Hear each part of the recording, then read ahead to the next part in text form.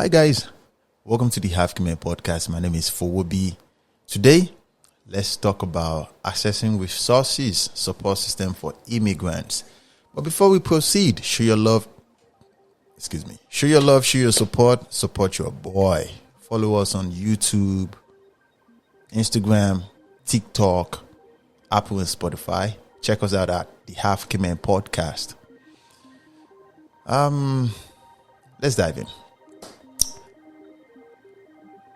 When you move into a first world country, my good people, listen, you need support system. When you move from your country into another country, you need support system. If you don't have friends and family in that country, you need to know what you're doing. Let me explain. Majority of the time, let's say for example, I'm Nigerian. Let's say if I move from Nigeria, I live in the United States, but let's say I move from Nigeria to Canada. Or let's say I move from Nigeria to like France, or let's say, or let's say Nigeria to Dubai, Nigeria to South Africa, Nigeria to any country. People just think they can roughen it like, Matthew will report here. Like, it's not that easy though, because you don't know anybody in that country, but you can do something. Before you move into that country, you type the following words on Google in whatever community you're going into. You will type in support system for immigrants in so. Let's say you're going to Canada. You type support systems for immigrants in Canada. And then you go into those organizations.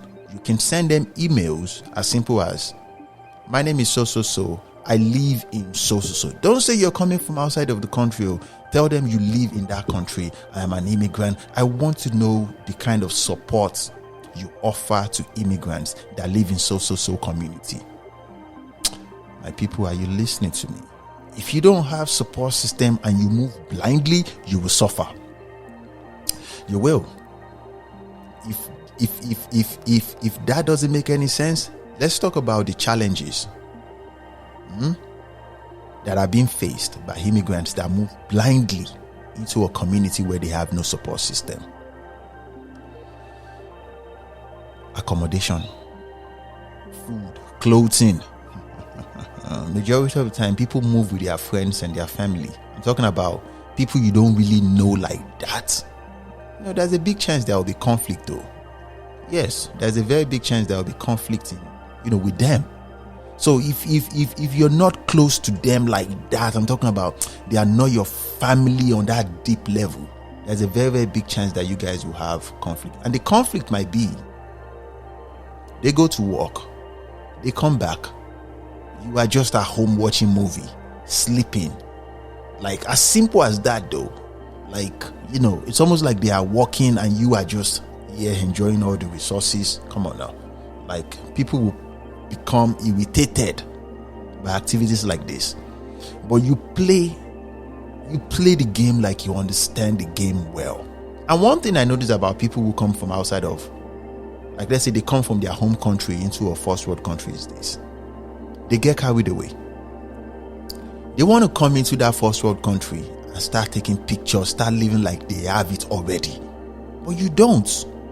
And you get carried away though, because you think you're here to have fun. No. Time for fun will come. You are in that country to survive. And you have to do whatever it takes to survive without breaking their laws.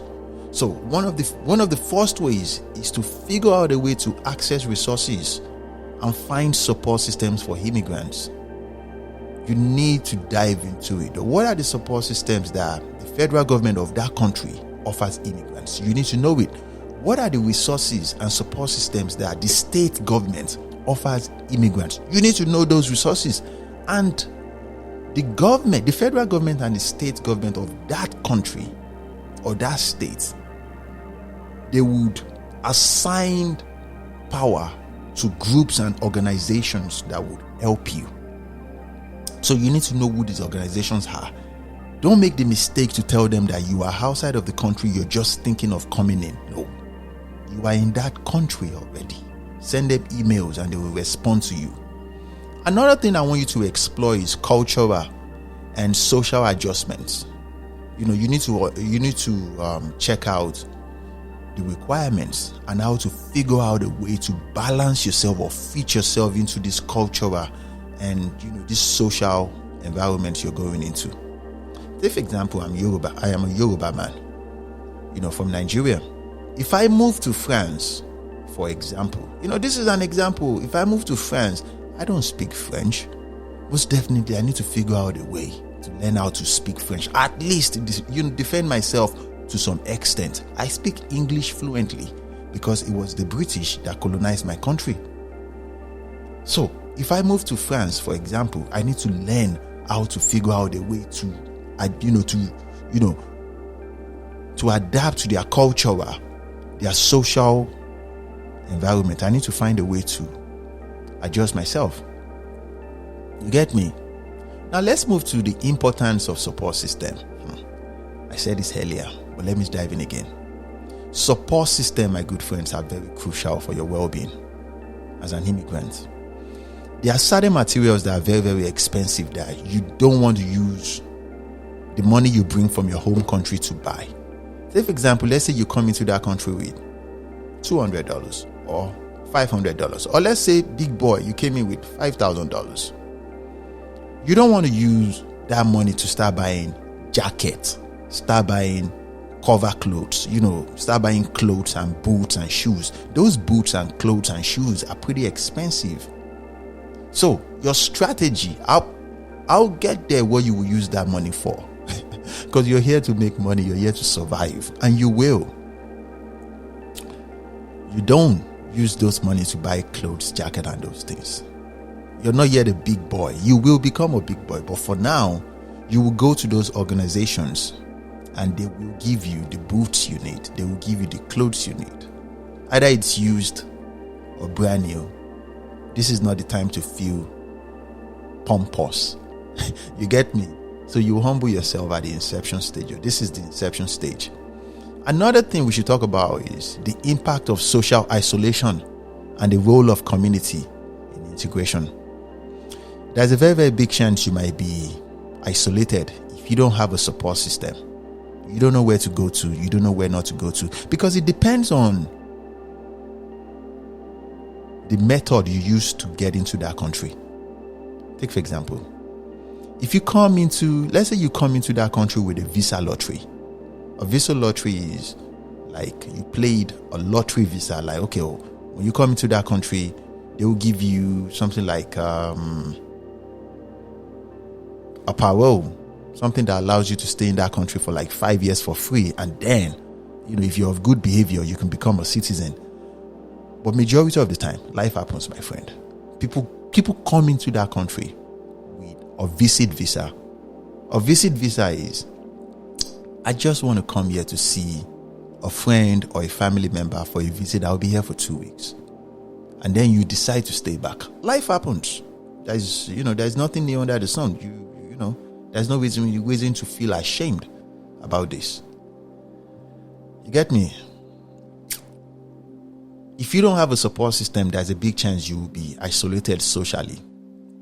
So it's only you and the immigrants that know your status.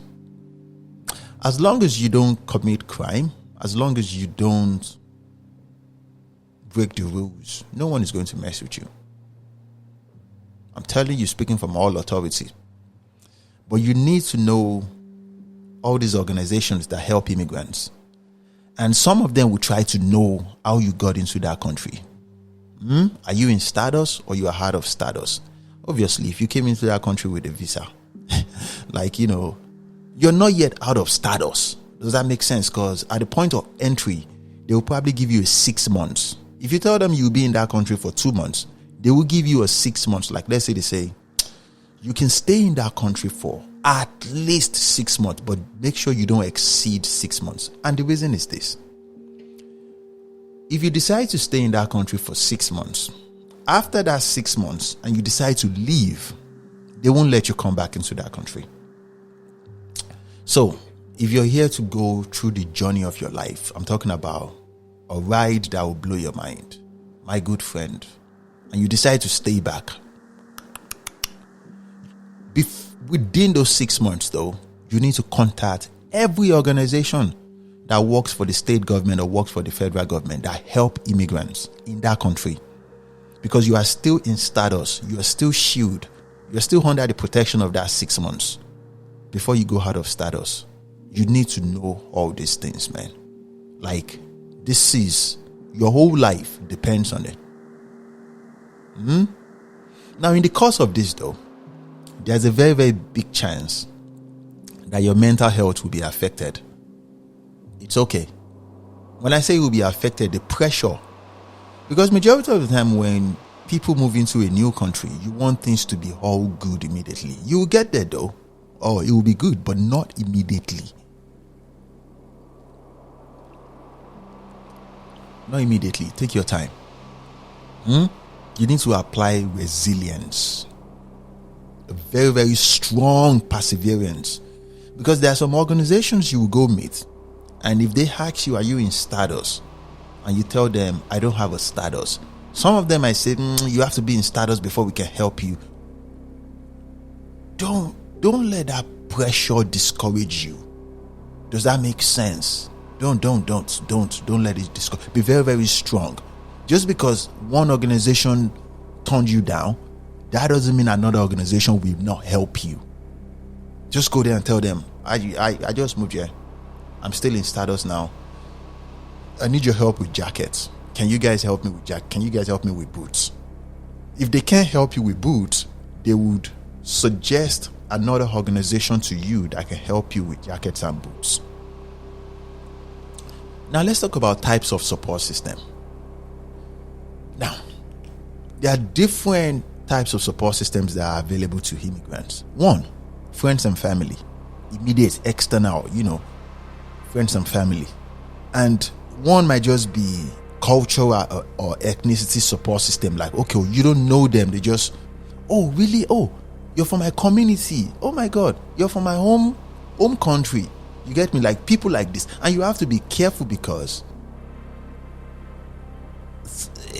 from experience, people will come to you as a friend and eventually they will become your enemy. It doesn't make sense to me why people do this though, but be very, very strong. It's okay. Just listen to me. Now, that is one. Okay, the second support system is those that come from your cultural backgrounds. You don't know them from anywhere. You just met them in that country. The third one is the state government that support immigrants. The fourth one is the federal government that support immigrants through non-profit organizations. You get what I'm saying? Like, through non-profit organizations though. They are support system, and you can find them try and use Google to find them. Now, when you find them, if you're coming from outside of the country, you can send them email before you come into that country. When you get in that country, tell them you want to book an appointment, you want to talk to them one-on-one. Or preferably, you can call them on the phone. Just speak to them on the phone one-on-one. You get me? Those are the organizations. They are like 5. You get me? Now, but just because you have the state government and the federal government, don't forget the informal support networks. I'm talking about those like your friends, families, and cultural communities. Preferably, if you have like, let's say, as an African man, you can find the nearest African store near you. If you're Mexican, you can find the nearest Mexican store near me. If you're Asian, you can find the nearest Asian store near me. I'm talking about this is how you find your cultural communities though. You see all these, like African store, for example, they sell African food. Not necessarily cooked food. They sell the original food like gari, eba, amala, all this elubo, all these things. And when you go there are posters, like posters around their walls about, okay, immigration lawyer this, you get me, like so organization help immigrant this. You can find them around and you can speak to those people that are selling those things. That, okay, can you, is there a way I can find so immigration community around here? I say, oh really? Did you just move here? You tell them you've been here for a while. You get me? Because those people, you can't be too open with them. You get me? Like, because they are not your friends, man. You come to understand, in this foreign land, no one is your friend. No one is your enemy. You get me? Now let's talk about, I think I talked about that. Yes, I answered that. Let's talk about navigating resources. How you can go about navigating, because there are so many resources. There is the federal resource, there is the state resource, there is, non-profit resources. All these are organizations though. But let's talk about how immigrants can navigate and access available resources. You use Google, my good friend. In the United States, for example, you learn to use the state government websites. You get me? Like the federal, in the United States, the federal government website is the, I think it's NCIS or something. Is it NC? Let me write this down. I think it's, wait. Let's see if I got it right. I think it's NCIS. I don't know. I don't remember. I think it's NCIS. But, you get me. Like, you can use your Google to find this, though. All these are different organizations. And then there are non-profit groups, non-profit organizations that are founded by people who came into that country before you, that are also from your cultural background. If it's, like, let's say the fact that, okay, I'm Nigerian, or let's say Mexicans or Asians or just, Jamaicans. Like in foreign lands, non-profit organizations that help immigrants, they are all the same. They help, like, how can I put it? They help all immigrants. Does that make sense? They help because they get support from the federal government and the state governments. So, when you reach out to them, I want you to learn how to... Oh, wait. Now, you need to work on your language barriers, though. You get me? Like the language barrier. Remember when I said just now that all immigration, immigrants organization, like the non-profit, the federal, the state government, like they just, everyone are all the same. Like, everyone is all the same. Like Chinese, Japanese, Africans, like Nigerians, like Sudanese. You get me? Like they are all the same. So it's possible you get there. And let's say they are speaking French. You don't understand French, you speak English though. The first thing you tell them is English translator, English. Or you can use your Google, your Google Translator to type what you're trying to say in your language and translate it into their language. That is, one of the best way to do this. You get me? So,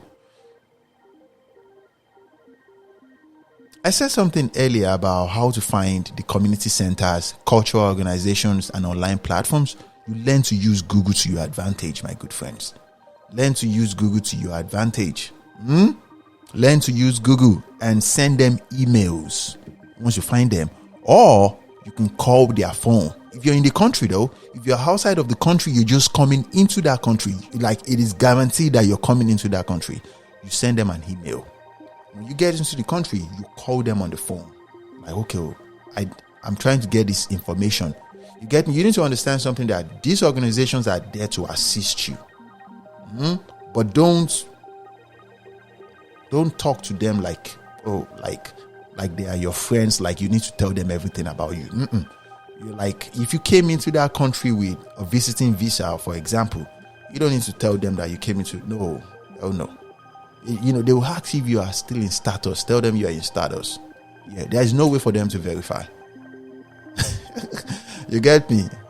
So, now let's talk more about, let's see. Okay, let's talk about guest interviews. What does that mean, guest interviews? I said something earlier about you going to your cultural communities, like the African store or the Chinese store, for example. You get me? You learn to ask questions like, how long have you started this store? Speak to someone in power though, their manager or something. If they tell you they started the store 5 years ago, 10 years ago, you need to understand something. There is no way they will operate that business in that country or in that state without having a legal residence. Like the person that owned that business is most definitely. You get me? They have the right paperwork. Learn to talk to them and ask them questions like, I'm looking for so organization or non-profit organization that can help immigrants. Do you know anyone? And some of them, because in all these foreign lands, you come to understand that you can't be too free with everybody. You get there, you understand what I'm saying. But briefly though, just ask that question briefly. You get me? And the questions, one of the questions you want to ask them is their experiences, challenges they have faced, and lesson learned. Like, that is if they decide to tell you about these organizations and support systems that help immigrants. If they decide to, good. If they don't, because some of them will tell you they don't know anything about that. But if they open up to you and say, oh, I know one, or let me talk to so person that can get you, or let me give you a phone number. If they do that, the next question you ask them is to tell you about their experience, about when they got into that country. Can you tell me a little bit about your challenges that you faced and what have you learned so far? Some of them will tell you to stay away from other immigrants. You get me? You don't want to be wrapped up in their chaos, and because people get carried away. Take example, when you come into a first world country, you don't have you don't have the right paperwork. You're still struggling to balance yourself. Some people want to live like they've been in that country for 10 years, so they will participate in a lot of crime, a lot of dangerous activities, and there is no way to know people who are reckless like this. You think everyone is the same, so they would tell you from challenges they have faced, lesson learned, and those things. So another thing you want to ask them is professionals working in the field of immigrant support, if they know anyone on a personal level. Say for example, it's one thing to reach out to these non-profit organizations that, okay, you need immigrational support. It's one thing for someone to refer you to a professional that is working, you get me, in those organizations. So another thing we should talk about is legal and healthcare support. My good friends, let's start with healthcare support. In all these foreign lands, if you don't have insurance, no one is going to pay attention to you. Now, it depends on the country though. In the United States, if you're still in status, like let's say you have you came in for a visit, you have those 6 months and you fall sick and you go to the hospital, they'll ask for your paperwork, you present them your passport and your visa, they check it, they say, okay, you're still within those 6 months and you're sick. They will take care of you and they will send the bills to your house. From experience, don't pay it. You're not going to pay it. Come on now, don't pay that stuff. Take for example, they might charge you $2,000 and then if you don't pay it, they will break it down to 1,001. Then from there, breaking down to 600. You get to a stage, they will say, okay, how about you pay $80? At the end of the day, you're not going to pay it though. They have money to pay it, so they will be fine. They will be fine. But if you're out of status, you better don't go there, because there's a big chance they will call the cops on you. The police officers, that's the cops. So be careful out there, my good friends. Be very, very careful out there. Another thing we should talk about is the importance of understanding your legal rights and responsibilities. You need to know the rules and the regulations and the laws of the country you're going into. Just because it's a first world country, that does not mean they will respect your legal rights. You get me? Don't let anyone take advantage of you though. You need to know where to go to, know where not to go to. Within those 6 months within those time period that you are in your, what is that English word? Within those time periods that you are in your that you are protected. Like, let's say you come in, within those period of time that you are in Stardust, I want you to take advantage of you finding a lawyer. Find you a lawyer though. Now, you see the money you brought into that country? Yes. You will take out of that money. You will pay a lawyer as small as $100. You will pay that lawyer for legal advice. Now, when it comes to lawyers, you need to use the following words. Am I protected by lawyer and client privilege? If they say yes, open up to them. If they say no, you better get up and go. And tell them everything that is going on though. Okay, I'll be out of Stardust so time. What can I do? How can I avoid this? And they will suggest that, okay, how about you go back to your country? You let them know the reason you're here. You're not going anywhere. I'm here to survive. And I plan to do anything to survive. And you ask them the following questions though. How can I stay out of trouble? You get me? So, take advantage of that to your, So, let's talk about overcoming barriers. Let's explore common barriers immigrants may face in accessing support. If you're in Stardust, there's a big chance you will get support. If you are out of Stardust, my good friends, I'll be plain and blunt with you. No one is going to care about you. As a matter of fact, though, it's almost like you do not exist. So you have to be extremely careful out there, my good friends. Be extremely careful out there. If you're fortunate enough, you have siblings, you have parents, you have family members, you have friends in that country, they can help you a little bit. But if you come in by yourself with the intention of surviving, it's gonna be rough at the beginning, at the inception stage. But you will be fine. Believe me when I say this to you. You will be very, very fine eventually. Be very, very strong. Be very, very strong though. The common challenges you might face might be accommodation, food, clothing, and just financial support too. Yes, financial support.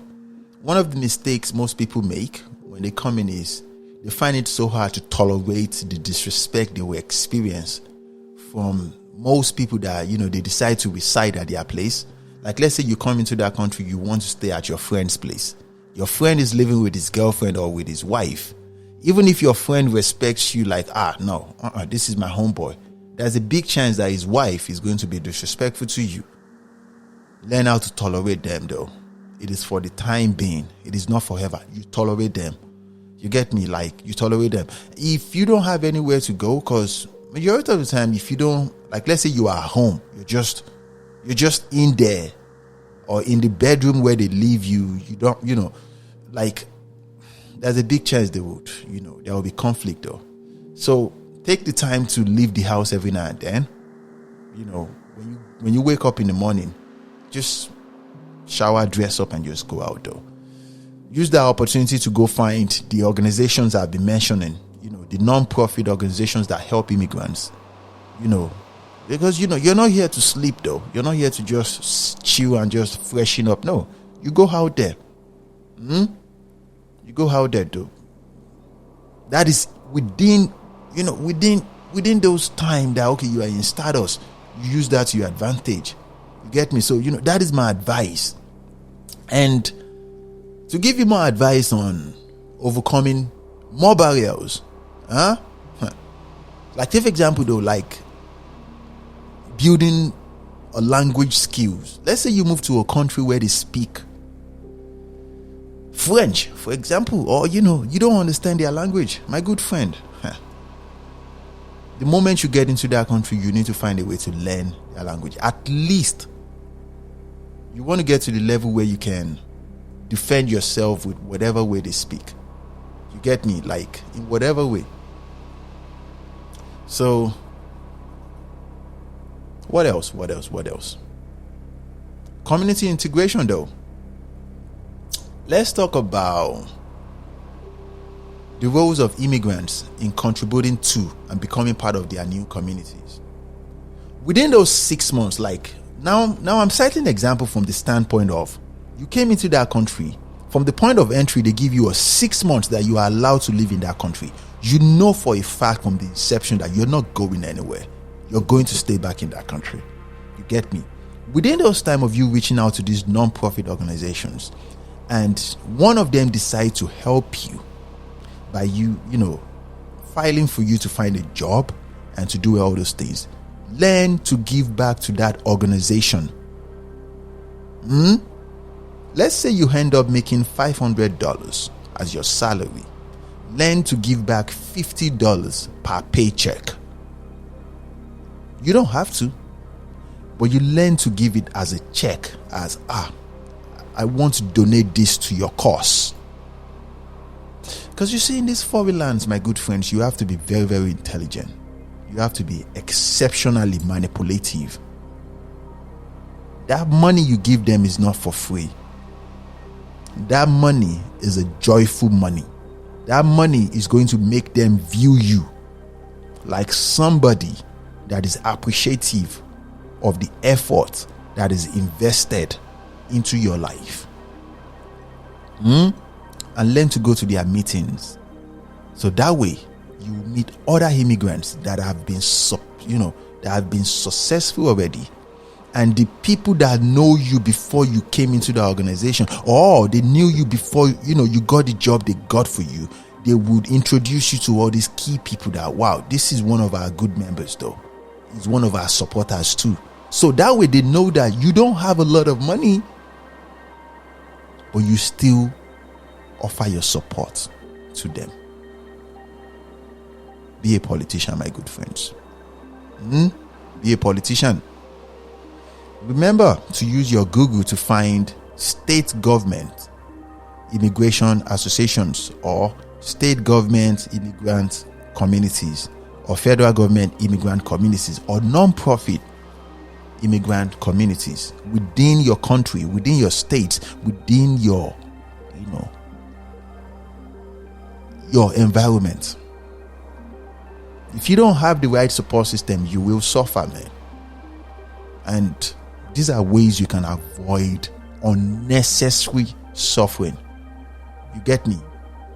And humble yourself, my friends. Humble yourself. Humble yourself well. Don't be quick to anger, especially when you're just here. Humble yourself. And when you're not easily offended by everything, this life will be, there's a very, very big chance you will become extremely successful in that country. Because there are moments that they will disrespect you. They will disrespect you though. And what they are waiting for is your reaction. This is not the time to be depressed. This is not the time to feel anxiety. This is not the time to feel sorry for yourself. You will survive this, my good friends. You will survive this. My father will call the United States, because my dad went to school in the United States. My father came to America in 1972. And even though the United States has always been part of my family, I can still speak more about this. My dad would say, "Omo kile, omo je," which simply means that if you don't walk, you don't hit. And that's the United States. That's the foreign land. Apply perseverance all day long. Be very, very strong, my good friends. Take it easy, my friends. My name is Fowobi. I'll see you around.